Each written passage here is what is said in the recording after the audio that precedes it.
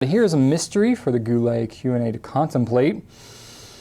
Is there any explanation when using the same paper and ink but different pens of different manufacturers that the ink color can vary from the color on the bottle to darker shades of the same color? So I think you're asking, like, why is the pen, if that's the only difference, why is the pen making a difference into how the ink actually looks?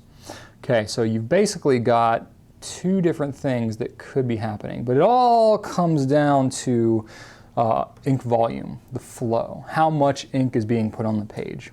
That's what's making the difference, because you've got this water-based ink that's got water and it's got dye in it. And the more dye it has in it, the darker it's going to look, and the more saturated and vibrant the color is going to be. The lighter it is, the more watered down and non-vibrant it's going to be.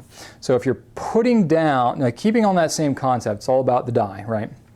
So the more dye you're putting down into one place, the darker it's going to look. So think about that in terms of when you're writing. If you've got a pen that's writing much wetter, it's putting down more ink on the page, it's going to appear darker in color than it would on a pen that's stingier in the ink flow. Now, that could be because of the feed. If the feed's really open and it just gushes ink out of that pen, that could mean that it's putting down more ink and it's going to look darker. Or it could be because of the size of the tip of the nib.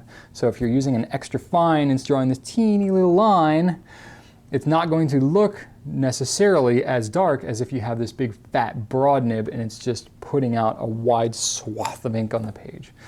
Now, some of that's going to depend on the ink itself. Some inks will have different flow characteristics and whatnot.